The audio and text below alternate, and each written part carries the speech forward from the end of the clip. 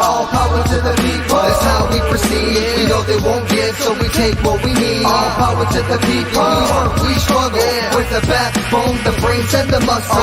Fuck that abstract shit, look around. We got power in our numbers, the politics of crowds. Cause you're more than an individual. And when we get together, it is more than a ritual. To pick away at your wage like a vulture. That's why we need a revolution in our culture. If you spray what we say on the walls, this goes out to you when your tag stands tall. As long as you get involved, all artists for the cause. Hear the people's call. We start at the root, then we bloom. A flower in the concrete that said that it was doomed. So we will reclaim it, the people's reign like a monsoon. In order to survive, we must defy the tomb that tried to divide, conquer from inside. Threading the needle with a needless compromise. Make me see red, that's the blood in my eye. We are under siege behind enemy lines, so get organized. The motive's the political line. We take what works, the rest is left behind. Power to the people, that's how we proceed. We know they won't give, so we take what we need. All power to the people, we work, we struggle. With the backbone, the brains, and the muscle. All power to the people, gotta take back the... Oh, hello, everyone. Welcome to Marxism Today, our live stream. It's Valentine's Day, but we are not doing a Valentine's Day themed stream. Instead, we have something much more exciting and interesting. We have two comrades here, Kat and Colleen, joining me as special guests. They are members of MCU and also UPS Teamsters and in the Teamsters Mobilize organization. And I see we have at least one Teamster in the chat already. So one of your fellow union members. Kat and Colleen, would you all just introduce yourself to the Marxism Today live stream? Yes. Okay, I'll go first. And also, yeah, funny, it's Valentine's Day, but hopefully we'll show that we have like genuine love for the people. And what does that love mean?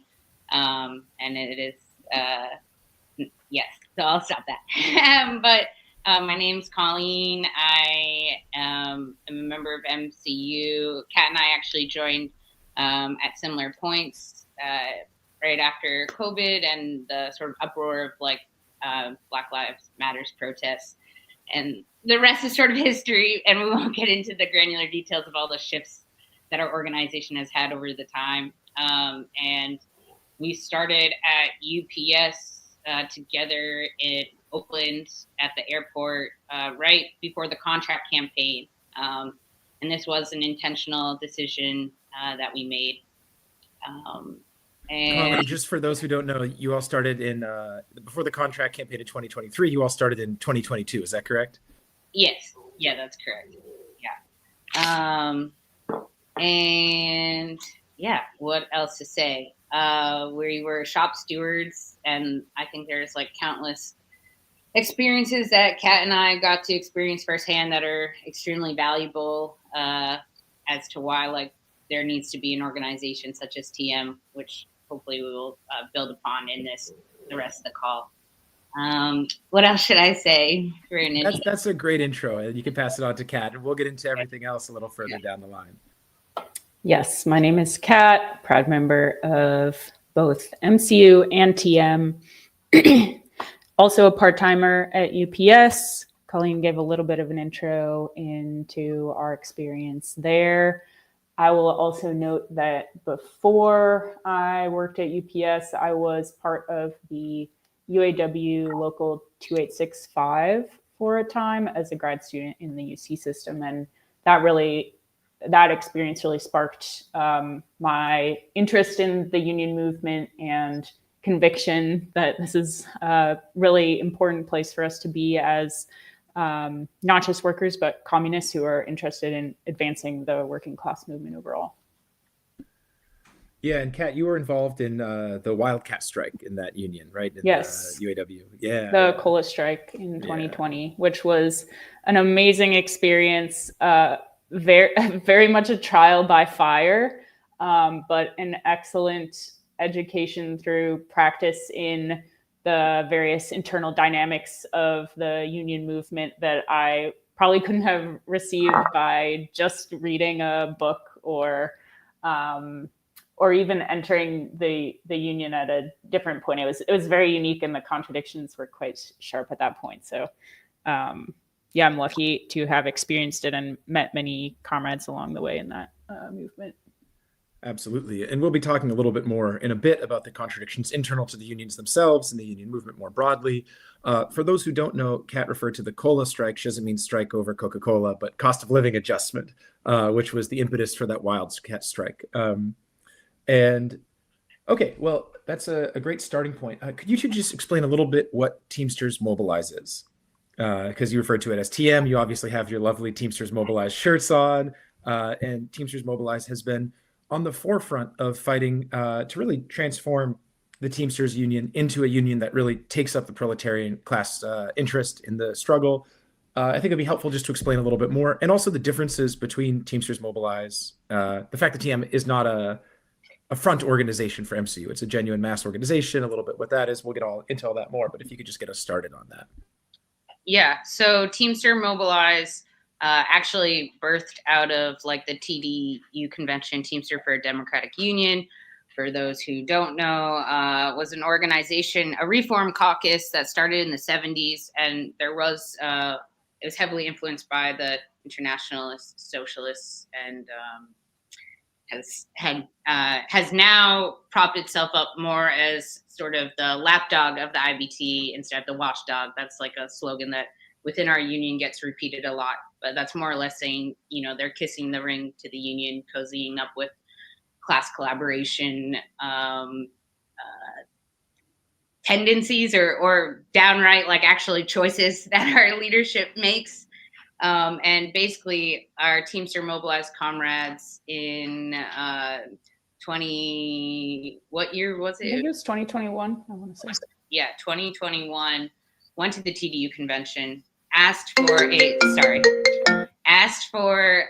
that there should be a part-time caucus to discuss part-time issues. There's been a long history of divide between the part-timers and the full-timers that's exacerbated by the company and both the union alike.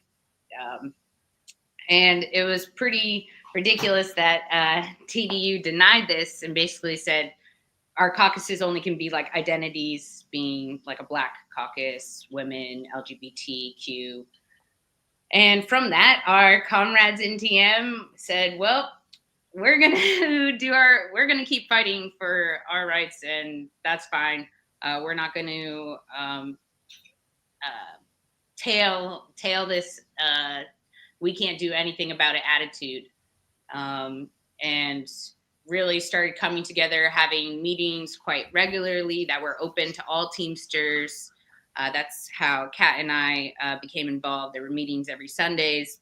And they had this, our comrades made a petition demanding for $25 an hour for part-timers that really caught a lot of traction online. And then from there, I'm giving kind of like a sped up history here.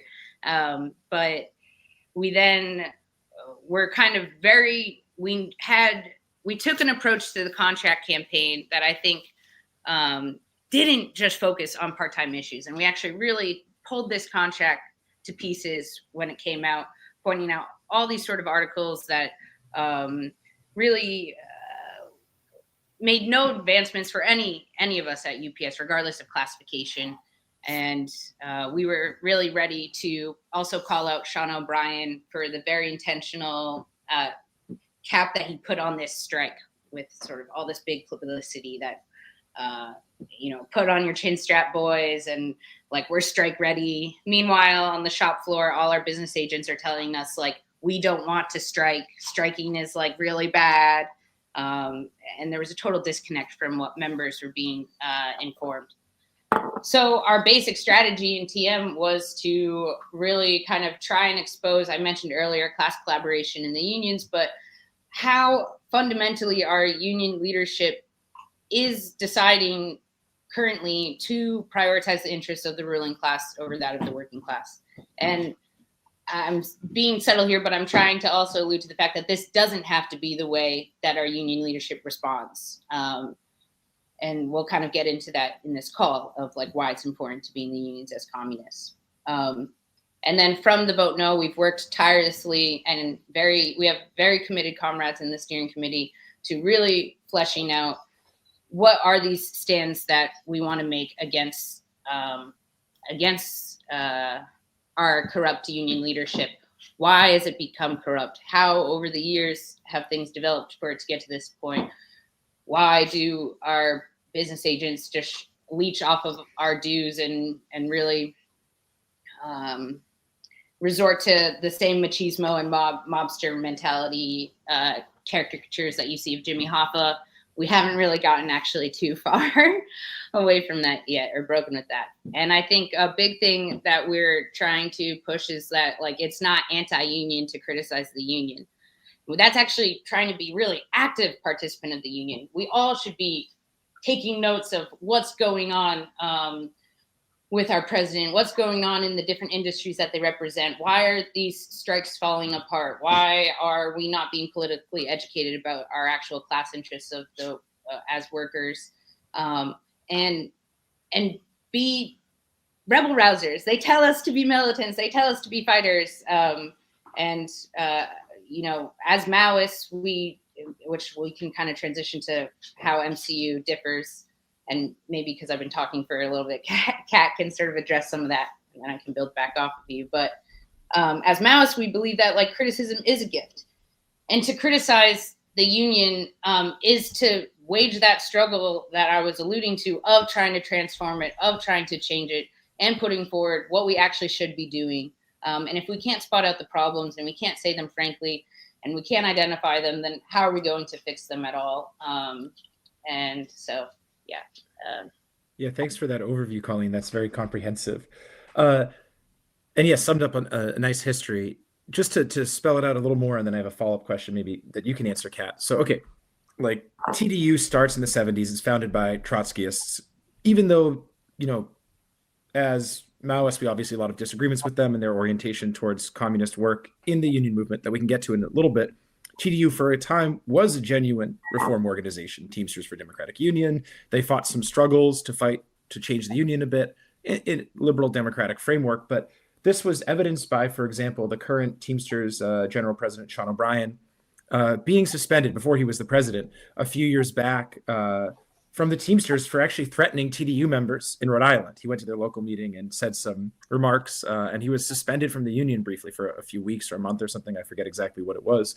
But then when O'Brien was elected, TDU supported his election. And since then, as you put it, what was the slogan you used, Colleen?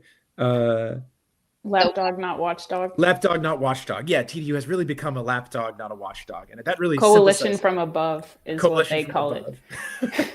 Yeah, so now, just to be explicit about it, and you kind of left this implicit, Colleen, but just to spell it out, Teamsters Mobilize was not founded by MCU. MCU members weren't involved in the founding of TM. TM was founded before MCU cadre got involved in UPS. It was founded by workers in the union who saw the need to really fight in the way that TDU had, and even go further than what TDU had been willing to do to really transform the union. And MCU comrades got involved after TM's founding during the contract campaign. And so maybe, Kat, you could pick up on that thread, and then just also talk a little bit about the basic orientation that communists should take in the working class movement and in the unions. Yeah, and in the general scope of how we understand communist work amongst the masses, our position is not that we should be in complete control or kind of like centralized dictatorial leadership over any organization that we're a part of. Mao articulates the strategy called the mass line method of leadership, where we work within mass organizations and try to especially unite with the most advanced and dedicated members of the masses that are in those organizations in order to be able to understand like the various ideas that are present amongst the entire population that we're striving to work among. And from there, figure out like what is a correct particular line that can advance the working class movement on a given question. And we necessarily can't be able, we can't do that unless we have like some democratic flow of information both to and from the cadre organization. In particular, with respect to the union movement, as dialectical materialists, we understand that the unions aren't just like a kind of homogeneous blob that is uniformly in agreement with all of the various different members and elements that are part of it. But it's actually rife with a lot of internal contradictions, something that I alluded to in what I saw during the COLA strike in the UAW, but is really true of all unions, not just in the US, but the entire world.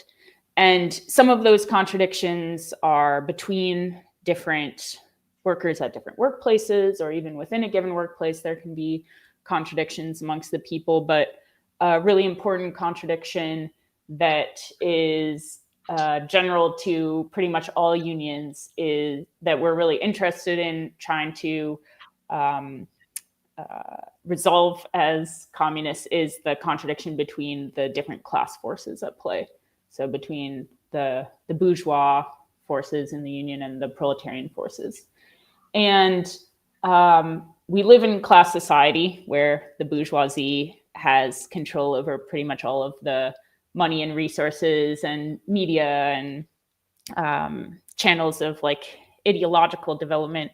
And so we see across history a pattern where the bourgeoisie is able to install people who are amenable to their own class interests into positions of leadership. It's important to understand that just being in a position of leadership doesn't automatically make you an agent of the ruling class in the union. But there is like a tendency that a lot of leaders in the unions today, and Colleen was kind of explaining how this is playing out in the Teamsters, are fundamentally working more in the interests of the ruling class than the working class, who constitutes like the entire membership of the union. I was trying to think of like a way to, or an example that could show this really clearly. And one that came to mind is how all of the union leaders, you will hear oftentimes use the slogan, like, we need a fair day's pay for a fair day's work, which really kind of like covers over the fact that capitalist economic production is essentially and fundamentally exploitative. So like, if the companies are making profits, that's because they are exploiting their workers. And there's no union leader out there who's going to say that the companies shouldn't make profits and that the workers should seize the means of production. Instead, they kind of advance this idea that we can have like a harmony in society between the different classes as long as people get paid a fair amount. But also, as communists, we believe that that's not the way that the unions always have to be, and that we can transform that contradiction and through struggle advance working class forces in the unions, and as Lenin says, like, drive out all of the reactionaries and the incorrigible leaders of opportunism and social chauvinism from the unions, and seize the formal positions of power in the unions so that they can become levers in not just the struggle to win better wages and working conditions, but also for the complete emancipation of the working class. So that process and the strategy to achieve it is what William Foster, who was a leader in the Communist Party USA in the 1920s and 30s, called boring from within, trying to work within these unions that are led by reactionary forces who are agents of the ruling class, and drive them out. So that's kind of like a very long-term goal. Obviously, we're only in very early stages of trying to work towards that in a context where the left has been very weak in the US for decades now, and The unions themselves are also pretty weak. There's a pretty low rate of unionization in the country. But it's good to have that clear understanding that it is possible for the material reality that we see today to change to something totally different. And that's the light that's guiding us forward, so to speak. Yeah, thanks so much for that, Kat. Very comprehensive and detailed breakdown.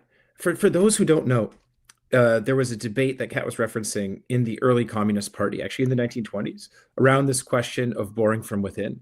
And a lot of the leaders of the Communist Party USA initially opposed the strategy of working in the reactionary unions. And Lenin actually decisively intervened on the side of William Z. Foster and those who advocated for work in the reactionary unions. And in left-wing communism, Kat was referencing this quote, but I'll read it. Lenin says in the chapter, Should Revolutionaries Work in Reactionary Unions? He says, the struggle against the opportunist leadership, he says, this struggle must be waged ruthlessly. It must be unfailingly be brought, as we brought it, to the point where all the incorrigible leaders of opportunism and social chauvinism are completely discredited and driven out of the trade unions. Political power cannot be captured, and the attempt to capture it should not be made until the struggle has reached a certain stage. This certain stage will be different in different countries and in different circumstances. It can be correctly gauged only by thoughtful, experienced, and knowledgeable political leaders of the proletariat in each particular country. And I think this point that Lenin makes is so essential. It's the basic reality we have to grapple with as communists, that if there are unions, even if they're led by reactionaries, and as you put it, Kat, under capitalism, the bourgeoisie is going to do everything they can to make it sure that the reactionaries lead the unions. That doesn't mean that the union is homogenous. It doesn't mean that everyone in the union is just a mechanical robot parroting Sean O'Brien's stupid reactionary America First line. Actually, a large number of members of the union will think differently. And a lot of the workers, even if they don't fully think differently, and a lot of them do, but even the ones who don't fully think differently will be able to, given their objective class position in the society, understand things differently, provided they're given good leadership and good agitation and propaganda is carried out. Colleen, I don't know if you want to jump in on this question, but I also have another question I was going to ask you. But go ahead and jump in if you want to first. Yeah, I wanted to just this will be brief, but really iterate a couple things on this question between the relationship between MCU and TM, and it is connected to, I think, what people are bringing up, because we do want to be clear and explicit that MCU is not a front group, or TM is not a front group of MCU. And it's also super important to recognize that it is fundamentally super anti-people to think that we are brainwashing our TM comrades, or before we got there, none of the direction that our organization took would have happened. Now, we can't swing too far into basically saying that communists, that we don't have any impact. But many of our comrades already saw themselves as either socialist or communists, or really were pushing, had a lot of dedication, and were pushing to, tackle questions outside of the workplace. And it's important to remember that, a lot of members in UPS have lived long lives. The Great Proletarian Cultural Revolution was in the 70s. Part of that took place in the 70s. The Black Panther Party, we're not that far away from. We have members who were part of the 1997 strike. So many of our comrades did, to Brian's point, we do have this, it is materially true that we are exploited by the ruling class. And once that theory that does need to come from without, as Lenin puts it, political consciousness, proletarian consciousness, does need to come from without. It needs to come from a dedicated and disciplined Communist Party, and a real resolve to study the theory, understand it, apply it in practice. And it can't come only from within the workplace and what we do every day. We don't understand all the scientific aspects of how capitalism works just from clocking in and out every day, even though we're living paycheck to paycheck, even though we're barely making rent, even though we know that we're being harassed and this is all bullshit. And we can draw from that capitalism is fucked. But we do need that theory. But it is true that that there is a reason why, as the working class, or even ourselves, on a personal level, like really, when I understood that that dialectic between, that the working class can really overthrow the capitalists due to this sort of real material economic contradiction that exists from, we are the makers, there's only a few owners, the ruling class, the socialized means of production, and then the, private ownership of the capitalists. Like, these sorts of things, they are very true, and we experience them every day. So there is a reason why we do pick those politics up as our own. And, that's, credit to why, one, this stuff is possible that we're going to be talking about, and then two, just to the credit of our comrades in TM, who do see the basis to agitate around a labor party, do see the basis to make stands against Palestine, do see the basis to release statements against the ICE raids. Like, this was not shoehorned by us. Like, workers are frustrated. They do want, I say we, I go from you and we, because, we're also members of the working class and have been my entire life. So, sorry, I'm getting a bit frantic because I'm getting excited. But let me just make one point. Just, you said comrades in TM, and I'm pretty sure you're referring to TM members who aren't MCU members also see the basis to take up these politics around these issues. Just to note that for the audience, because I think people may not have been clear you meant that. Yeah. But we have deep camaraderie, so that's exactly. No, and I understand you're using comrade in that sense of really, a shared vision of the working class and its fight to overthrow the capitalist class, even for TM members who aren't members of MCU or who aren't communists per se. But yeah, just to be clear on that, so in case the audience gets confused. I want to build off what you said and go to a question I was actually planning to ask a little bit later. So you noted, fundamentally, the working class, it has, based on its objective material existence, a class interest in overthrowing the bourgeoisie. And there's people who deny this, postmodernists, or even people who fundamentally practice a postmodern politics, although call themselves Marxists. That's pretty common in the US, whether they be academics or leftist activists. I was hoping you could break down a little bit I want to come back to this larger theoretical point, but before we get into that more, I actually was hoping the two of you could just talk a little bit how specifically communists agitate for proletarian politics at work and in organizations like TM. Just to zoom in, because we've been at kind of a high theoretical level, let's go to more of a, what does this look like in practice? And then we can come back to a higher theoretical level again in a minute. Yeah. Well, Colleen was mentioning earlier about how communist consciousness necessarily involves a scientific understanding of every part of the world, not just the particular exploitation and oppression that we experience at work, although that is kind of like the most direct manifestation of capitalist exploitation.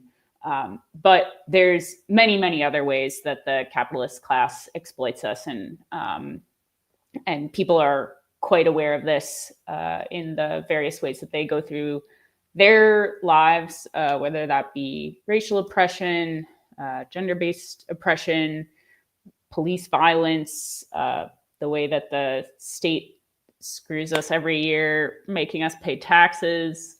The list goes on and on. And so it's very important to try to raise conversations and even debates about such questions with our coworkers, with our comrades in TM who are in an MCU. And people are really hungry for such discussions. There's some lines that are advanced by different revisionist organizations, nominal Marxist groups, that we can't talk to workers about politics. That's just going to make us seem too weird or too crazy. But when Colleen and I get our heads together, we can usually pick out maybe like a few stories that are really prominent in the news, say that week, and go into our workplace and ask our coworkers, what do you think about, Trump trying to rename the Gulf of Mexico? And people have all these ideas. There's a mix of ideas there. There's ideas with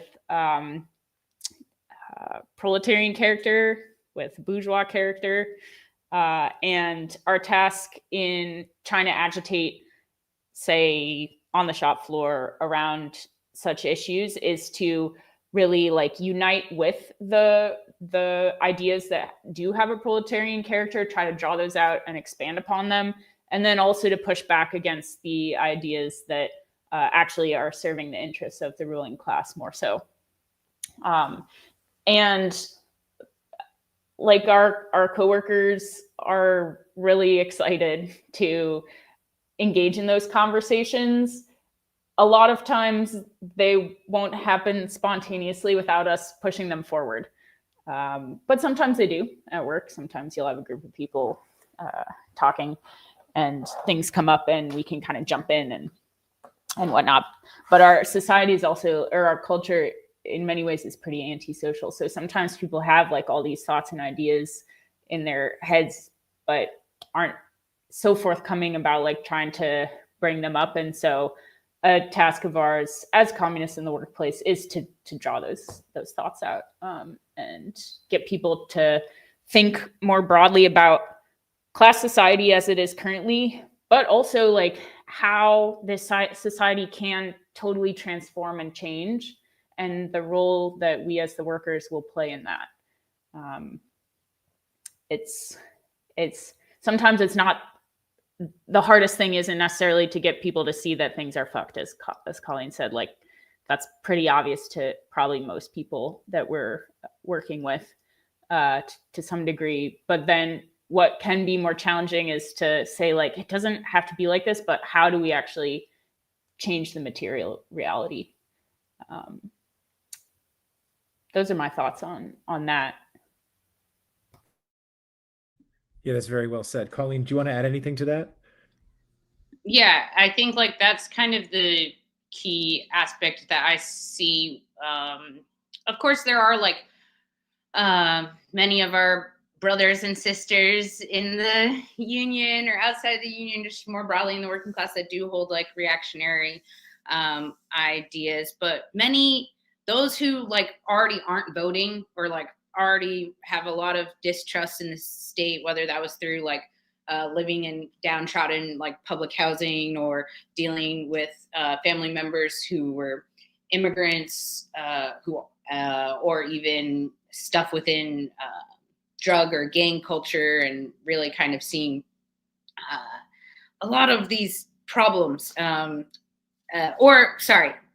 Those our brothers and sisters who like already see that the state is failing, and they don't vote and they don't believe that it serves us. It's really that second aspect of like, okay, we know that, but now what can we do? That is really where we, I think, have to step in pretty heavily, especially just given all of the anti-communist history that runs rampant in our schooling. Like there's a reason why our explorers don't want us to learn about how to overthrow them. And yeah, so. Yeah, that's very well said. And to put it, that's the way Marx put it, social being determines consciousness, and the social being of the working class, not just its conditions in the workplaces, so that's obviously important, but also just the constant daily material reality of being screwed over by the bourgeoisie in the bourgeois state, as you put it, Colleen, them seeing the states failing them every day. That really does give people a baseline of proletarian opposition and distrust for the state and the government. Then the task of communists is to use, really, that's fertile ground. That's not communist consciousness, but that's fertile ground on which we can plant the seeds and help to grow and develop them, so that workers can come to understand in a scientific manner the true nature of capitalist society, and then why their task as a class is to overthrow the bourgeoisie, establish socialism, and carry forward the class struggle all the way to communism, the abolition of classes. So just to go to a question building off of this one, Go ahead, Kat. I was going to mention, like, you know, there is a lot of ground to be covered by ourselves as individual workers on a shop floor. That being said, we can only really go so far working in ones or twos. And so that's where an organization like TM can play a really crucial role in trying to carry out agitation. And in the case of TM, it's not communist agitation, but it is trying to advance a working class line on how to struggle within the Teamsters Union to overthrow the class collaborators and really advance like a working class agenda in our union. And when we're able to do that in a more coordinated and centralized and systematic way across the country, because we have members in all of the different regions of the US within the Teamsters Union, it's a lot more effective. We can reach a lot more people, and especially reach people who are already engaged in the issues and the questions specific to the Teamsters, but also a little bit more broadly to the union movement, who are already kind of like on these platforms looking for analysis and looking for people who are going to call out this bullshit that Sean O'Brien is putting forward, because there is a real vacuum of that currently in a lot of the kind of like left labor media platforms. And when we have been able to, as TM, work together to put out a really clear and cogent statement of why our leadership is not serving our interests and here's another way forward, people really take to that. And it's a matter of being able to draw in more folks who can see the basis to unite with these ideas and then eventually be able to mobilize to put them into practice. Yeah. And one other thing on this thread is that I think like some of our biggest obstacle is not so much like not feeling encouragement or enthusiasm from our coworkers on the shop floor or our comrades in TM about openly being a communist. It's more so, it's even more convoluted, but it's like from the fellow left, or it is from the TDU circles or DSA and other deviations that basically tail that we should hide our communist politics, that people are going to be off put by us. And also,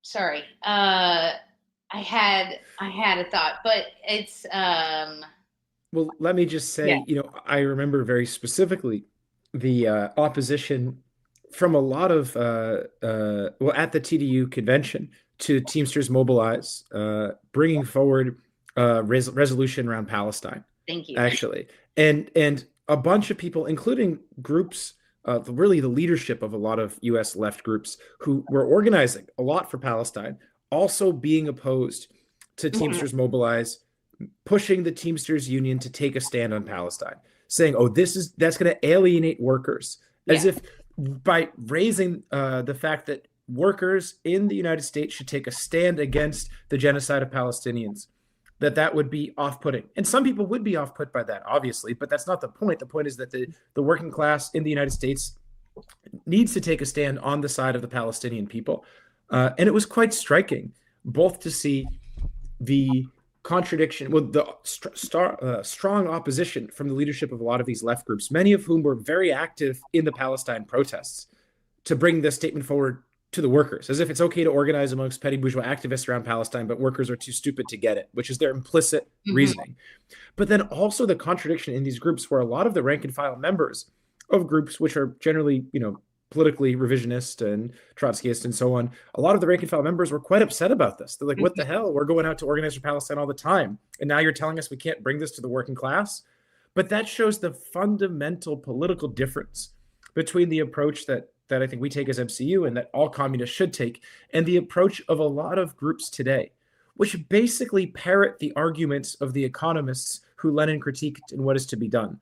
Namely, that they are fundamentally unwilling to bring political issues to the workers in any meaningful sense beyond the lines of Democrats and Republicans. And therefore, they condescend to the working class and fundamentally oppose actually the working class raising their political consciousness beyond what's acceptable of like maybe a left liberal, but generally not even that. Yeah, thanks for bringing up the resolution, because that's what I was picturing. I was remembering at the resolution when TDU was like, for fifth, not, and it's good to break down like the general line of the overall organization and then the members within. And there are divisions and people who end up becoming disillusioned and leave and find a different political path. But TDU's line was, for 50 years, we've kept labor and politics separate, and like it's going to remain that way.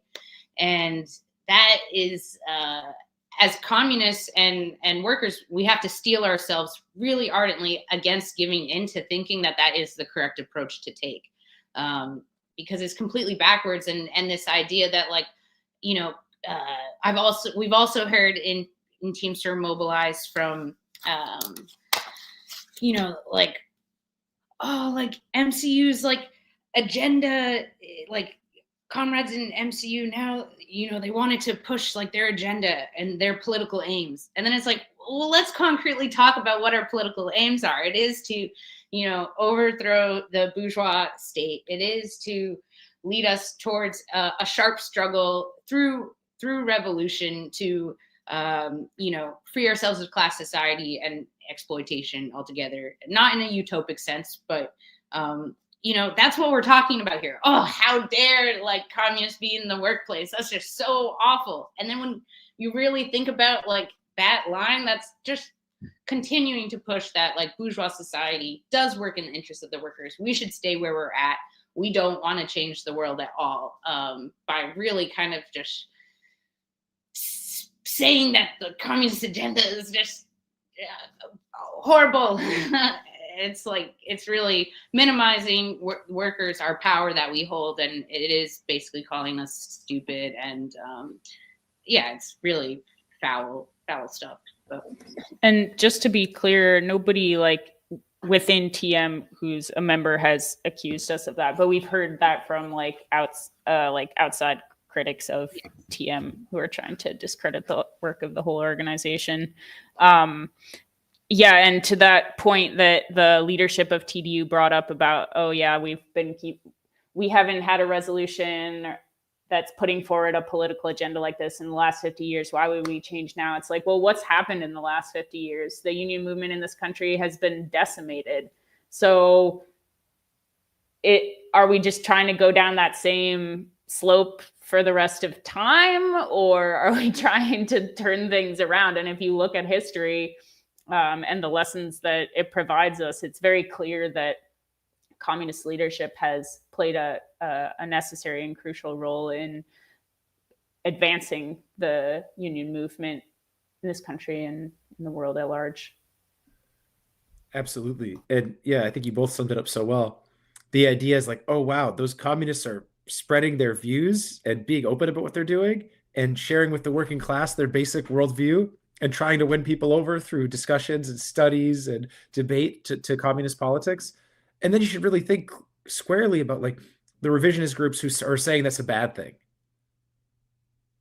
And also when groups do that, they feed into anti-communist tropes. Like, oh, the communists, they sneak in and then they trick you into communism. And it's really a shame, especially where we have some ability right now, and it's a temporary ability under bourgeois democracy. It always is, but some ability as communists in the United States to really spell out our views fairly openly to the workers.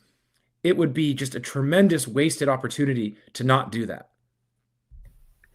And okay, if we are not trying to win people over to a basic communist world outlook, who is trying to win people over to world outlook? It's the bourgeoisie through a million different means.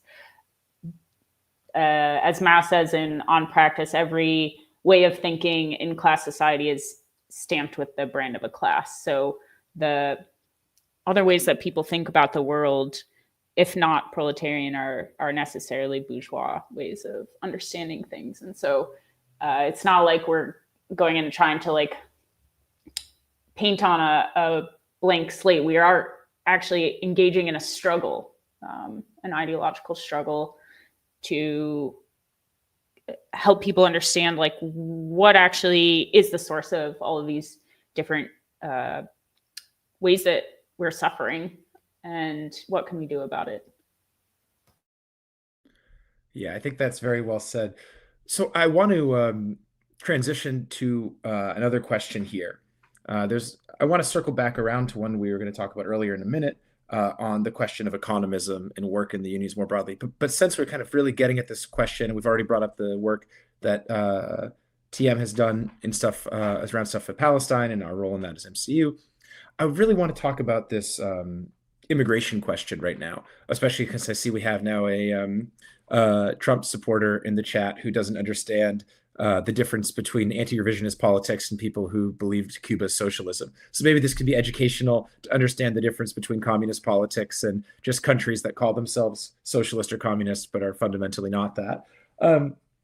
Anyways, on the question of immigration, it's obviously a huge thing right now in the US and specifically in the working class movement. So I'm wondering if you two could just explain the communist orientation to this question. And I also know that Teamsters Mobilize recently published a statement, or a couple of statements, one criticizing Sean O'Brien, and one more broadly on the question of immigration and all these deportation ICE raids. So maybe we could also share those in the chat.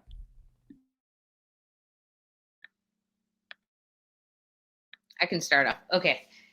So, wait, Thomas, can you just restate one more time? So just like kind of give an introduction of like why we're doing this and what's the communist approach? Yeah, well, maybe you could even just start by explaining the basic statements that Teamsters Mobilize has put out on the question. And then from there transition to more broadly the communist orientation. Because I think if we give that example to the audience, it'll be a little more clear, just what the stand of TM is, which is closely aligned, but not reducible to the views of MCU and so on. Mm-hmm.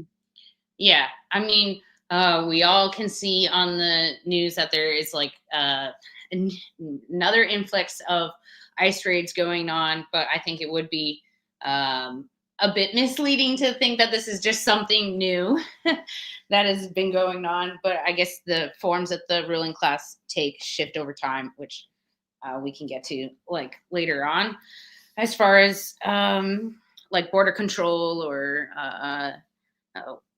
whipping and downright abusing. I mean, it's foul stuff what the government does to immigrants in cages or as they're trying to cross the border, literally whipping, killing, or leading to death, even if it's not outright in that moment. So that's going on, and that's atrocious. And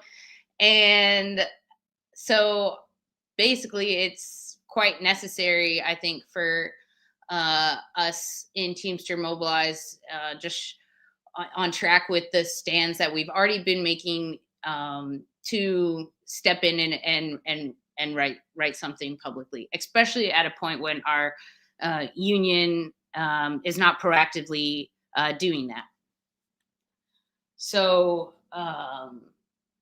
and actually, to the contrary, is literally the leadership is literally advancing Trump's line on the question. Exactly. So,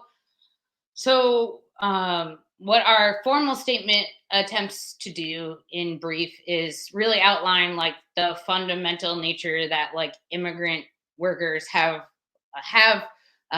really sort of built the world we live in, and that the ruling class like really relies desperately on their labor. But then separately, we started highlighting Sean O'Brien has been going on Better Bad Ideas, this is his podcast. He has a podcast called Better Bad Ideas, which just alone, that title is also horrendous. What a name, huh? Like that's the best thing he could come up with. Yeah. Oh my God. Better Bad Ideas. So he publicly, has this quote that we've been spreading over the internet, and I agitated around this at my local 804 meeting. I moved to New York City. And he basically is tailing and parroting Trump's line that immigrant workers and also calling them illegal aliens are rapists, they're criminals, and they're also impacting our ability to have jobs. I say us because I'm not an immigrant. I was born in America. So, the native versus foreign born. Sean O'Brien is publicly basically saying that other workers in other countries are our enemy, while he is cozying up to all these politicians and really saying that the politicians, the ruling class, the corporations are who we should be appealing to improve our conditions. And we should see that our fellow workers across the world are actually our enemy. They are making it the reason why we can't get jobs. And they're also like killing our kids and are a huge threat just to our general safety, when this is completely the opposite. We all have worked there. And it's also just so insulting because the reality is that there are many immigrants who are his own members, who he represents, who he makes a lot of money off of our dues. Well, you're saying there's a lot of immigrants, just to be clear, in Teamsters. Like Sean O'Brien he's supposed to be representing the interests of a bunch of immigrant workers in Teamsters, and he's insulting them with these comments. Yes. So he's treating them as these sort of like aliens, but the real thing is like actually you represent many of them. I don't have a number on hand, but I mean, just in New York City alone, something I highlighted in my speech was that the labor force or working class, like within New York City, there's a higher percentage that are immigrant and undocumented than native born. And there's like over 4 million immigrants in our city. But basically the key thing that I was trying to get at, which is like the communist orientation, is that like fundamentally, like we have common interests with workers across the world. And like, this is who we're going to work with to like upend all this exploitation, to transform this society, to like really lead us to being, to having a dictatorship over the bourgeoisie, to being, to the world we want to live in, to being the makers of the deciding factors of how society should be, not just those who are, being exploited, but doing all this work. So, and that's just atrocious. And when you break it down like that, I hope this is clear, but when you break it down like that, it's quite, that's the communist orientation, that, our brothers and sisters who are part of our class are not our enemy. That's who we will be struggling with shoulder and shoulder to like really transform the world. And our union president is, putting forward the opposite. And I mentioned at the beginning, it's also not that he's also simultaneously like always obscuring like class society, obscuring that there's really not that much class differences between the ruling class and the working class, and continually, really putting forward, even on one of his episodes with Hassan asked him, like, what is the political education within the union? And he pretty much gave a non-answer, talking about how they go door to door and that they set up meetings with like politicians, and that's like political education, which completely missed the answer. There was no talk of like, how do we, nothing to do with membership whatsoever. So that stuff needs to be seen like hand in hand. So yeah. Thanks, Colleen. And you spoke a little bit to this reactionary nativist line that Trump has really been pushing, and then Sean O'Brien has now just more or less parroted on various platforms, that all immigrants are just illegals and are stealing our jobs and committing crimes, basically. Obviously nasty stuff designed to pit people against each other. On the other side of the coin, you have the kind of like liberal bourgeoisie who tries to paper over the class distinctions in other ways by just saying we should treat all immigrants as charity cases. And we lost Colleen. They'll come back. And kind of maybe calling out the most noxious rhetoric that Trump uses, but not fundamentally opposing the ruling class policy on immigration, which is that they specifically try to draw in workers to work in the US for very low wages and under conditions that are not sanctioned under the like formal US labor laws. And the ruling class like will say this out loud in public in a variety of ways. There was a 60 Minutes episode recently with Powell, right? Jerome Powell, Federal Reserve, who was like, the immigrants, they work hard and they don't ask for as much money, basically.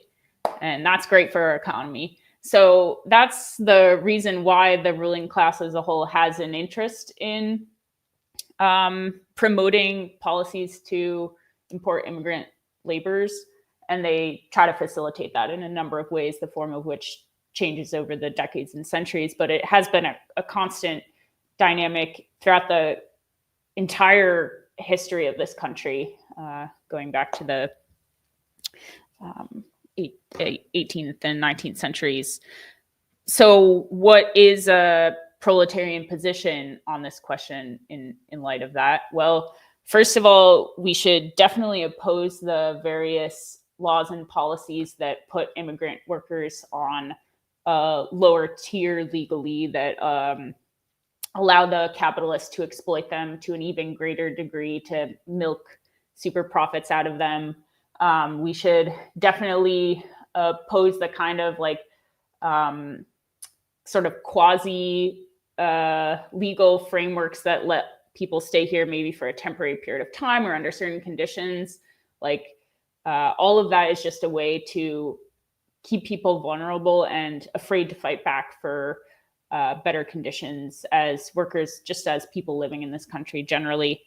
And at a point where the working class movement in this country is well organized enough and has connections with the international proletarian movement, we should try to coordinate across national boundaries with unions in other countries, with communist movements in other countries, to oppose like importation of workers to break strikes and stuff. This was something that Marx and Engels coordinated between the US and different European countries in the 1800s, trying to like encourage the unions to fight against workers basically being like shipped over to be scabs.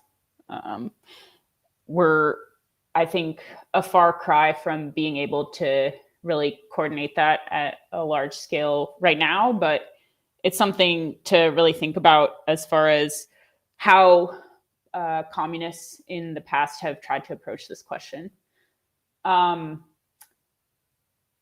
will say, despite the fact that the bourgeoisie does see a distinct economic interest in trying to bring workers to this country who they think will be more subservient to extremely brutal exploitation and oppression, on the other side of that coin is the historical fact that immigrants have contributed immensely to the working class movement in this country. And there's various studies that show that the huge wave of immigrant workers who came here like around the time of the US Industrial Revolution played a really crucial role in advancing the both like quantitative and qualitative strengths of the union movement at that time. So despite what the bourgeoisie would hope, which is that these workers are just kind of like passive sheep, that's really not the case. And it serves to emphasize the crucial importance, and this is the last point that I was going to make, of uniting with workers across various nationalities, trying to organize them into our unions, welcome them as brothers and sisters, not just in the Teamsters, but all of the various labor unions that we have today in this country. And in order to do that, we can't have motherfuckers at the head of the Teamsters who say that the illegals are just committing crimes and, that sucks. That's not going to fly. So underscores, again, the importance of groups like TM in waging these struggles to really put proletarian politics and power in command of these organizations. Yeah, thank you both for those very insightful comments. And just want to build off them and summarize some of the key points because there was just so much in what you all said. Yeah, first, it's quite striking the damage that the kind of liberal section of the bourgeoisie has done in terms of like promoting really horrible views about immigrants, both in the condescending charity cases things, but also like basically pretending that establishing a semi-permanent second-class citizen status for immigrant workers is a big victory. Like it's literally cementing for a huge amount of workers, as we saw under the Biden administration, the fact that their status, semi-legal status in this country is determined by their employer. I mean, can you imagine what it's like for someone who works at like Tyson Chicken in a factory where people routinely lose their hands to be like, wow, if I say anything or protest or do anything, I'm going to lose my job and then therefore be deported. And a lot of progressive energy that rightfully is in support of immigrants has unfortunately been funneled and misdirected into initiatives like that because the ruling class is fairly open about the fact that they need a large influx of immigrants to keep the labor costs down. And we can see what the alternatives are. It was really pioneered in Arkansas under the Biden administration, but by a Republican governor, Sarah Huckabee Sanders, former Trump press secretary, when she basically rolled back child labor protections. So that's the choice for cheap labor that the bourgeoisie is debating. Either a bunch of immigrants, either undocumented or semi-legal, or have a bunch of child laborers again. And it seems like with all these rice raids, they're going to start rolling back child labor laws, most likely. And so as communists, we need to really avoid being the useful idiots for, well, we should avoid trying to avoid that in general, but especially for the liberal bourgeoisie on the immigration issue. Like, we need to take a proletarian internationalist stand. I think the two of you really summed that up well, as opposed to a kind of liberal humanitarian stand, and avoid the logic of lesser evilism that says, okay, well, isn't the liberal humanitarian stand somewhat better than the outright racist deportation stand? And also remember that, the liberal humanitarian view on immigrants was promoted by Obama, who deported, on average, in his time as president, more than Trump did per year. Deported more than any president ever. Yeah, more than any president ever. And Trump didn't surpass him in his first term. Maybe he will the second time around. But so the liberal humanitarian guise behind which the ruling class hides is often, a thin mask for pretty fucking horrible policies towards immigrants, like the family separation, which started under Obama. But we had no AOC or other progressive politicians like crying at the cages, and which continued under Biden with still no opposition from the Democrats. Okay, I want to just tie it back to one more thing, which is to say that if comrades want to read a little bit more, people on the stream want to read a little more about our position as MCU, and in particular, some of the lessons we've drawn from the work that Marx and Engels did specifically on this question, you should read the article that we wrote on neo-mercantilism. It was published shortly before the election. It outlined the policies of the likely with Trump winning, what his policies would be, and the debate amongst the ruling class on this question of immigration specifically, actually. So fairly far into the document, there's some discussion and breakdown and further analysis of this. Okay, with that being said, I want to, since there was some debate about this earlier in the chat, I want to ask you two about this question of why communists should really work in the unions. You've already alluded to this in different ways, but some left communists or people influenced by postmodern identity politics argue, for example, that it doesn't make sense for communists to work in the unions, at least not in imperialist countries. And even some people who call themselves Maoists make this argument, basically seemingly having either not read, not understood, or just outright rejected the lessons that Lenin puts forward in left-wing communism and that more broadly have been cemented by a good long bit of experience of communists in the working class movement. So first, could you just break down a little bit why this argument's wrong, and maybe we can get into a little bit of why they're confused on economism as a secondary point? Sure. I think, well, can I start with kind of clarifying, like, briefly what, like, economism is? Yeah, absolutely.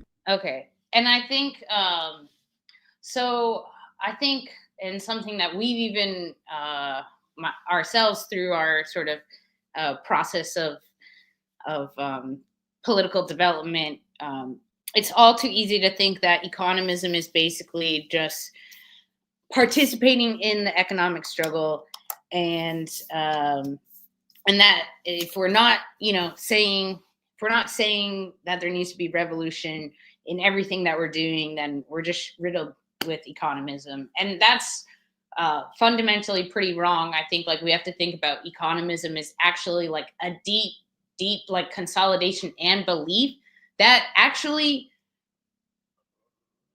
to some degree, revolution isn't so possible, or like we don't actually really need like a communist party, and like that we can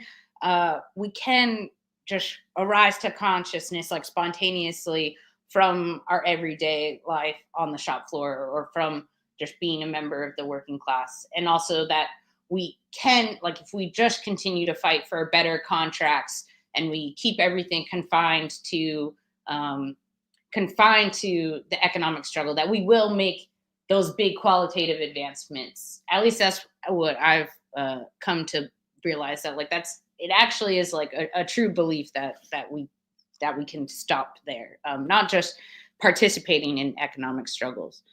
And even people who say they believe in revolution, but then take this orientation of not actively trying to educate the workers and raise their class consciousness around not just workplace issues, but things like Palestine. Mm-hmm. They, even if they say they believe in revolution, beneath the surface is precisely that nihilism that you're talking about, and a belief we can't make revolution. And I just wanted to tie that back to the earlier discussion around Palestine, because I think you can see the economist views right there in the groups that basically advocate we shouldn't talk about political issues with the workers. They can't handle it, all that garbage. Yeah, which is an interesting foil. I don't want to derail, but when Kat and I read the Palestine resolution at our local 70 meeting, which allowed discussion and debate to take place, our leadership did, it was such a memorable day in the Union Hall, and everybody really eagerly participated in like a long discussion and debate that we don't see elsewhere. So that's a story for another time. We're real people. People can reach out to us and we can share. But yeah, I mean, to not participate in that communists shouldn't participate in the unions is just like, it's just so crazy. We were talking about, the power that the working class has in its ability to overthrow the state, and to not work within the unions is to abandon the working class, and I don't know where to even begin, but it's pretty backwards. Yeah, maybe I can like pass and then come back or something. Certainly to, as you've described, subordinate the need to consciously push forward and wage political struggle in the interests of the working class to the economic struggle, which is to say, like, the struggles between particular sections of the workplace against their direct bosses. That is economism. But simply to participate in the economic struggles is not equivalent to economism. So it's a question of like how we view the relationship between the economic and the political struggle. Political struggle is a struggle between an entire class against an entire other class, where both classes are acting in some conscious capacity as understanding themselves as such. Understanding. No, sorry. I was gonna say, so you're saying it's not just like an issue, because a lot of times in the U.S. people say economic struggle is like wages, and political struggle is like a struggle around abortion or something like that. Yes, yeah. And so you're saying that that's a wrong understanding of it. Can you just break down a little more? I know I interrupted you. I'm sorry. You were giving a good explanation. I just want to make sure people understand the Marxist definition of economic and political struggle. Yeah. And it's understandable because the way that the word politics is used in kind of like the bourgeois mainstream media is just generally referring to like squabbles between the two different bourgeois political parties. And then, of course, people are fucking sick and tired of that. And so they're like, I don't like politics. But that's not really what we mean by politics when we use that word as Marxists. We're referring to the struggle between, in particular under capitalism, the working class and the bourgeoisie, and where the respective classes that are involved in that struggle are fighting for the most broad and general interests of their respective classes against each other, because the class interests of the proletariat and the bourgeoisie are fundamentally irreconcilable in all questions. There could be a political struggle waged over the question of abortion, no doubt, but it would have to be done from a standpoint of understanding a class analysis of the abortion question, and not just kind of like whatever we see going on in the Congress today. So coming back to the relationship between the political and the economic struggle, the economic struggle is generally kind of like the first form of class struggle to develop spontaneously, workers against bosses. But the political struggle is ultimately the principal one that will lead to the entire working class overthrowing the entire ruling class, seizing control of the means of production, seizing control of state power, and beginning to construct a socialist society. And so in that sense, we always have to see strategically the political struggle as the primary thing to advance. That being said, waging the economic struggle, working in the unions, trying to strengthen them as the most, as Marx described it, the most broad and basic unit of organization of the workers, it can facilitate development of the political struggle. It can aid, and vice versa.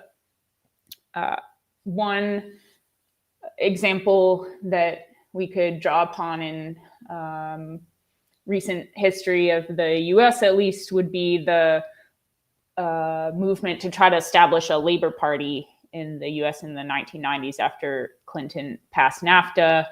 And a lot of the union leadership saw that neither of the bourgeois parties were going to really be that hospitable to union organizing or to working class organizing generally. And so there was a movement amongst the progressive sections of the union leadership and also the rank and file membership to try to establish a labor party, which was a political movement in some sense, although there was a mix of different class forces involved in that case. And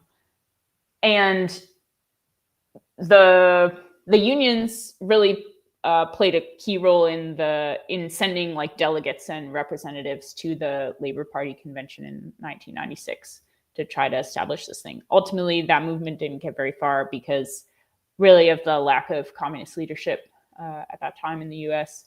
But it goes to show how the organizations that are principally waging economic struggles can serve, as Marx describes it, as levers in the political struggle for the emancipation of the entire working class. And even though in the long term, the primary role of the unions will be to wage the economic struggle, it's very important to see that they will play crucial roles in the political struggle overall at certain points in the development of the working class movement itself. So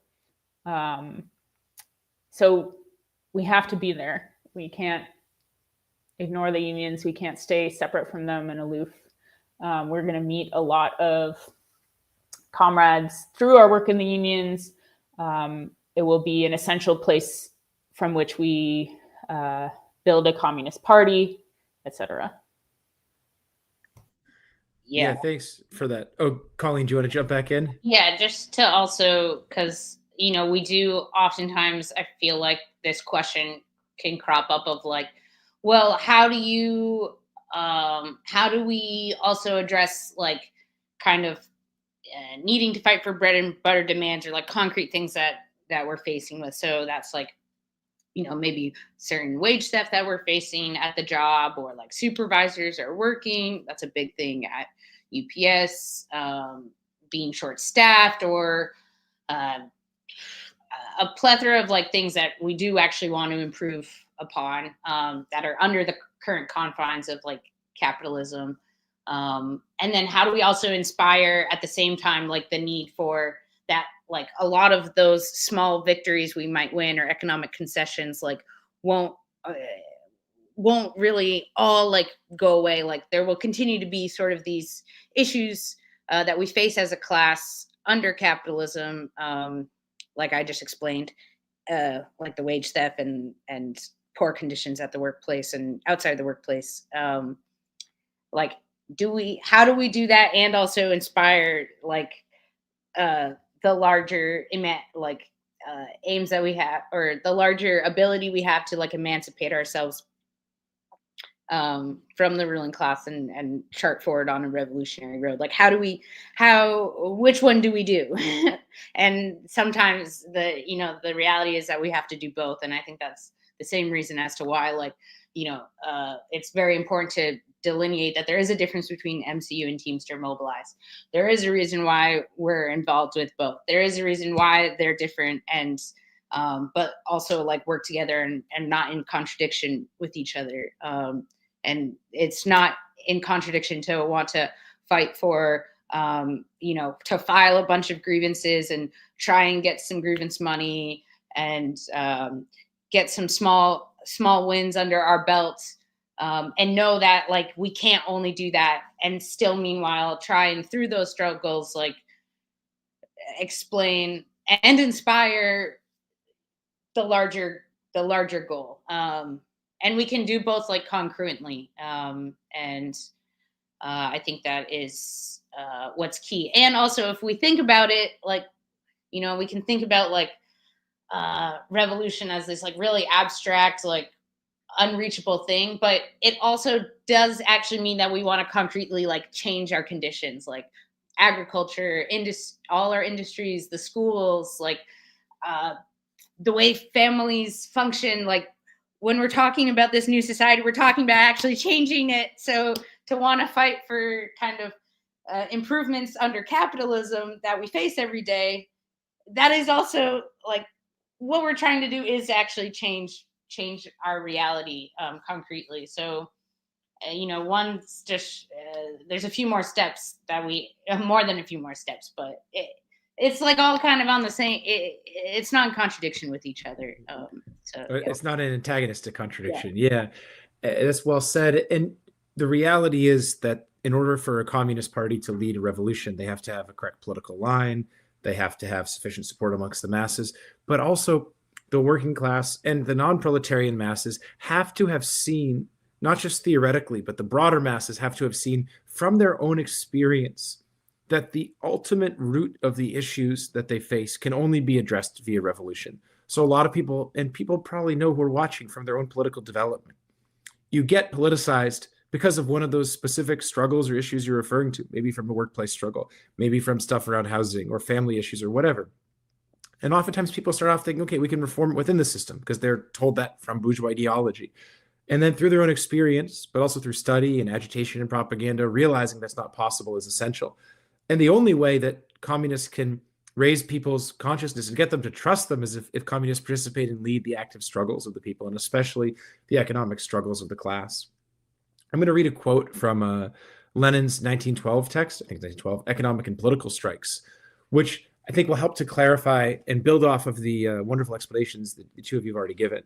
So Lenin says, quote, "In a political strike, the working class comes forward as the advanced class of the whole people. In such cases, the proletariat plays not merely the role of one of the classes of bourgeois society, but the role of guide, vanguard, leader. The political ideas manifested in the movement involve the whole people. i.e. they concern the basic, most profound conditions of the political life of the whole country.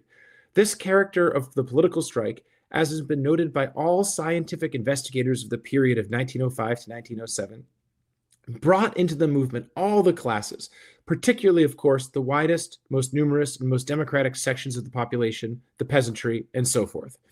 On the other hand, the mass of the working people will never agree to conceive of a general progress of the country without economic demands, without an immediate and direct improvement in their conditions. The masses are drawn into the movement, participate vigorously in it, value it highly, and display heroism, self-sacrifice, perseverance, and devotion to the great cause only if it makes for improving the economic conditions of those who work. Nor can it be otherwise, for the living conditions of workers in ordinary times are incredibly hard. As it strives to improve its living conditions, the working class also progresses morally, intellectually, and politically, becomes more capable of achieving its great emancipatory aims. And so the fundamental question, now I'm no longer quoting Lenin, from this follows that does anyone really believe that communists shouldn't be leading the struggles of the working class to improve their living conditions? Do we think we should leave that to the liberals and the misleaders of labor? Because if we believe that, we abdicate a whole, one of the most fundamental and really the foundation on which the political struggles in this society are built. If the working class can't fight to improve its basic living conditions, there's no way it's going to be able to fight in any way in organized and disciplined fashion to overthrow the ruling class. And this point is, I think very important and basic to grasp. Go ahead. Yeah, I do want to, just because you're talking about the labor leaders, one of our, we were given this quote from a Teamster trustee, which I would like to expose about the kind of topic about the ICE raids. And he goes, "We can't do anything for the people without papers. If the company wants to implement e-verifying, we can't stop them." And yeah, that's basically the line. But actually, there's a lot that the union could do to try and at least wage a fight to stop their own members or workers from being taken from the government. I was talking to Thomas the other day about how my coworkers are joking about which one of them are going to get raided first. That joke isn't coming from nowhere. This is a real thing that people are concerned about, even if they're using humor to sort of cope. But that's our labor lead. That's one of our labor leaders, basically just saying we can't do anything. So I thought that it would be good to just slide that in there as you were talking about it. That we have to intervene, that we have to say that that's bullshit. And it's part of the long and arduous struggle that we have to wage as communists to lead the working class movement. Because it's not like you show up to the working class and you're like, "Hey, we're communists. We've got the answers." People are like, "Yeah, got it." And I know most people listening probably know that, but it's also typical when you read a little bit of Marxism and you kind of haven't really participated so much in struggles to assume that working class struggle or mass struggle plus communists showing up equals victory after victory till revolution. It's not so simple. And I think that that's fairly obvious for those who have some experience. It's a long process. A lot of different struggles need to be waged to discredit these misleaders of labor. And it's a stark reality, what you're describing, Colleen, of workers on the shop floor being like, "Damn, which one of us is next?" And they're joking about it, as you put it, to cope. That's how people often deal with very difficult situations. But it's so obvious that with a stronger working class movement and with leaders of the union movement who actually had principles and weren't just spineless cretins bowing down before the bourgeoisie and tailing them, and even praising the bourgeoisie, that it would be easy to organize serious working class resistance. Serious working class resistance to racist attacks and deportations and other things has existed in the past, and it can exist again. But as long as the union leaders continue to mislead the workers and to funnel them into the only way forward, the idea that the only way forward is just through whatever limited legal rights the workers have and whatever limited legal framework they have, within the NLRB process, which is already dwindling under Trump, to stand up for themselves and to practice solidarity, then the working class will be hemmed in and confined precisely in the way the bourgeoisie considers most advantageous at a given moment to confine the working class struggle. And to be clear, I'm not advocating adventurism, but the most basic and trivial study of the history of the working class movement in the US shows that every single right that the workers currently enjoy in this country, they had to fight tooth and nail for. And the cowards and the running dogs, to use the term the Chinese communists use, of the imperialists who lead the unions right now are not ignorant of that history. I mean, some of them are quite ignorant, but they know some of it. And they have no interest in leading the workers down that path of real class struggle. Now, we've been talking for a bit, and I do have one more question I want to get to, even though we could go on about this topic for a while.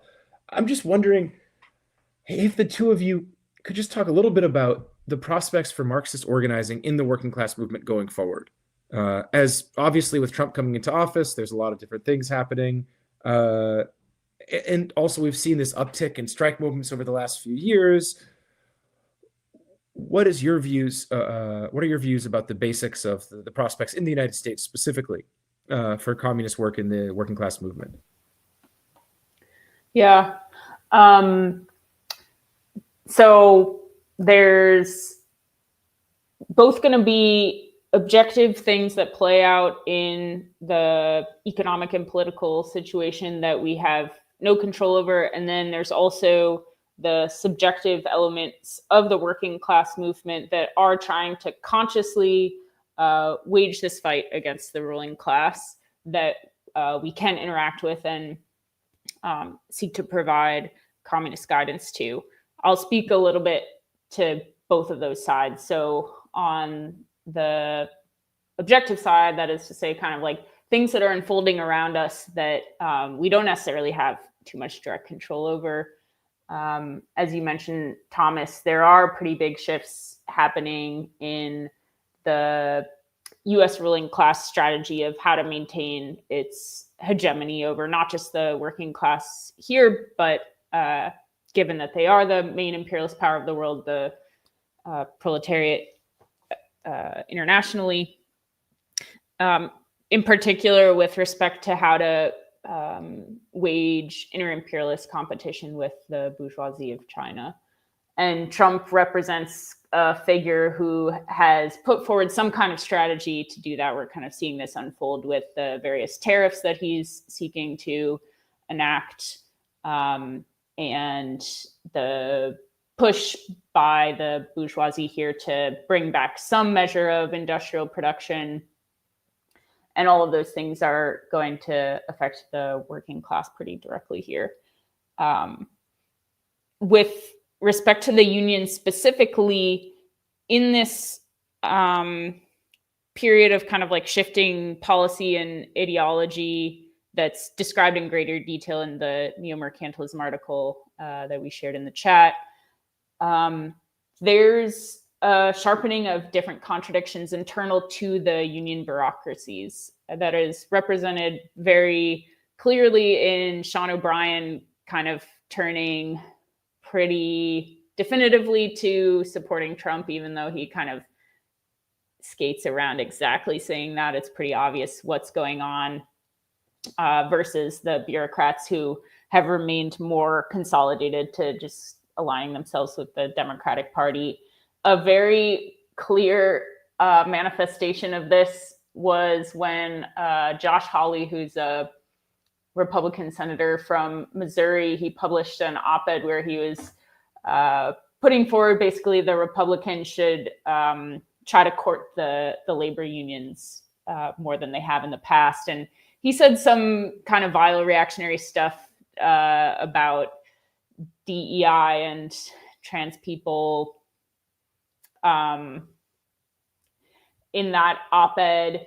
Anyway, all that to say is Sean O'Brien on his personal Twitter account tweeted the article and he was like, this is great, we should support this. The Teamsters official union Twitter account tweeted a post that was like, this is horrible, the Republicans are never going to be pro-union, with the underlying implicit assumption that we should actually just stick with by tailing the Democrats. And as communists, we wouldn't really support either line, but it does show that there's some of these kind kind of clear gulfs emerging within different sections of the union leadership. And that's something that we can exploit strategically, and we actually will necessarily have to in order to advance a more progressive agenda within the unions that can ultimately lead to putting proletarian politics in command. So that speaks then to this second aspect of the subjective forces and like how can we as communists interact with some growing interest in the US in participating in the unions and supporting labor unions, but still some also like kind of a weak uptick in that trend. And in that case, I think we can look to the history, for example, of late 19th century Russia, when the Russian Social Democratic Party, which we would now understand to be communists, conducted propaganda circles amongst the industrial proletariat in Russia with an aim to bring Marxism to the working class movement, because it had previously pretty much just been relegated to like the intelligentsia within Russian society, much the same way as it is presently, although even in the US today, the intelligentsia isn't, there's very few people who really truly believe in Marxist politics, but there's different like sections of the kind of progressive like youth and student movement, even some workers in the unions who have taken up Marxism in one way or another and see the need to apply it. But within the working class broadly, there isn't a very strong Marxist tendency. And in order to create that, we do need to carry out systematic political education. So I would see that as kind of like a main way that communists can begin to fuse with the working class movement in our present stage. And all of the longer term strategy that we've spoken to in the course of this live stream, of course, is still holds, but the question is like, what are the immediate steps that we need to take to build towards that? And I see engaging with like at a deeper level and more in a more organized and coordinated fashion with political education and Marxist propaganda as like a main way to take that first step. Yeah, thanks. That was really well said, Kat. And just to clarify, because I see Crash Test Zombie was a little confused, you were saying the late 19th century, so like 1880s, 1890s, when the Russian Marxists had study circles and propaganda circles with the workers. I think that's also a very good answer to JV's question. That like, how do we deal with the, I'm paraphrasing, but workers in the unions who aren't Marxist around this terrible union leadership and the political stances they take? We need to turn those workers, at least the sharpest ones amongst them and the dedicated fighters in the struggle, into Marxists. And what we've seen in a lot of the work that we've done in the unions is that the workers, even the ones who aren't Marxist, but who have years of experience in the class struggle, and then also years of experience fighting against the reactionary union leadership, or initially trying to work with them, and then seeing these people actually aren't really doing what they say they are going to do, and they're not really standing on the side of the workers. Those workers are hungry for an explanation of what the hell's going on. How does the society work? How do we change things? And those are precisely, although the social context was obviously different in Tsarist Russia, where they didn't have legal unions, but those sort of workers who had been tempered in the struggle and were very curious intellectually about understanding the world, what was going on, those were the sort of workers the Russian Marxists, the early Russian Marxists, drew into their study circles, and then who became, often many of them actually, the core of the Bolshevik Party. Now, our own work as MCU in this regard is very provisional, but we do plan to publish a document elaborating further on these topics, hopefully sometime in the next few months, and breaking down some of the lessons from this period of the early Russian Marxist movement for party building today in imperialist countries. So just something to keep an eye out for.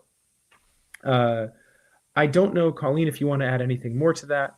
That was pretty thorough, but I think like just to that last point, that question, it's also important to know that, like, yeah, a worker doesn't need to be a Marxist to take like a political stance or a progressive stance on something, in the same way that, like, how, like, this relationship between, like, MCU, we're a pre-party organization, but the role that the eventual party, and then like the broader masses of workers and people um, who will and can play very crucial parts in our path to revolution without being necessarily like a communist or even explicitly like part of the party. So there's a relationship there that, uh, um, yeah, it just, they don't need to be Marxist. Yeah, and in periods of reaction, it'll be a relatively small number of workers who really take up Marxism, properly speaking. Um, it's only, as Lenin put it, in revolutionary situations that millions and tens of millions of members of the population really come out and awaken to politics for the first time. I think that we should probably start to wrap up the stream. So I don't know if you all have any closing remarks that you want to make before we finish things up, but I'll open the floor to you all, and then I'll just say one last thing in closing.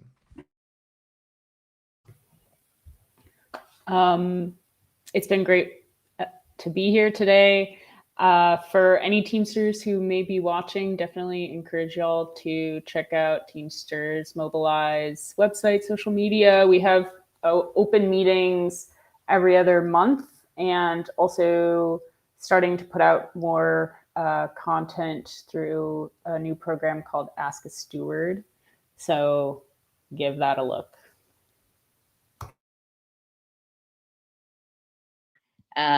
Yeah, and I alluded to it during the stream. I was like, oh, we're real people, but it is true. So I mean, like, to Kat's point, like, seriously, like, if there is something that inspired you while you were watching us, and or you disagree with, or you want to like criticize, like, that's exactly what we're like looking for. Like, there's we're talking about sort of our experiences as communists in Teamster Mobilize and UPS more broadly, but we also ourselves can always improve upon all aspects of the political work we do. So I'm very eager and open to, and I know Kat and Thomas as well, to any sort of engagement with what we're discussing with after this stream.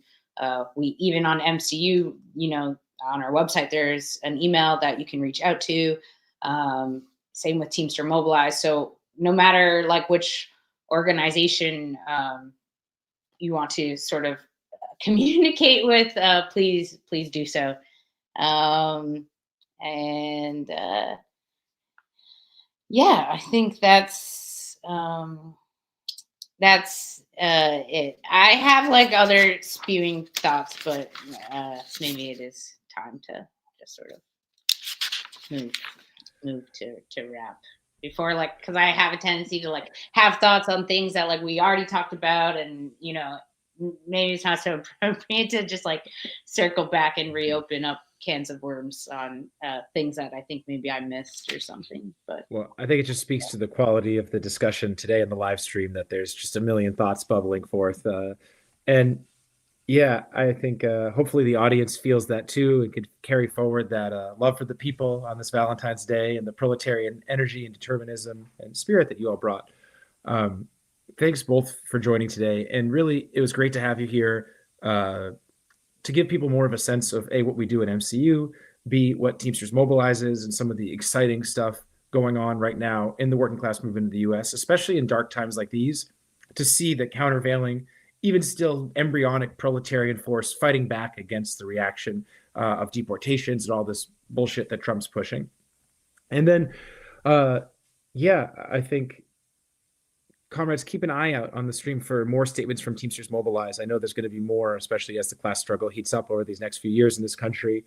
And for those who are interested in MCU, we run open studies. You can find them on our Instagram. There's currently one running that's closed for registration, but we will have another one up. I don't know exactly what it's going to be posted in the next month or so. That'll get started a little bit in the spring. So you can feel free to join those studies if you're interested in Marxism and Maoism, really anti-revisionist politics. And lastly, please, if you have the ability, support us in Marxism Today. We've got some new exciting interviews coming out shortly, as well as some other videos in the pipeline. And your support on Patreon, if possible, would be really helpful to keep this channel running, keep us able to produce the videos, and hopefully increase our rate of production as we bring forward more Marxist content. So once again, thanks, Kat and Colleen. Thanks to everyone for joining. Red salute and free Palestine. Red salute, solidarity. Yeah, all power to the people.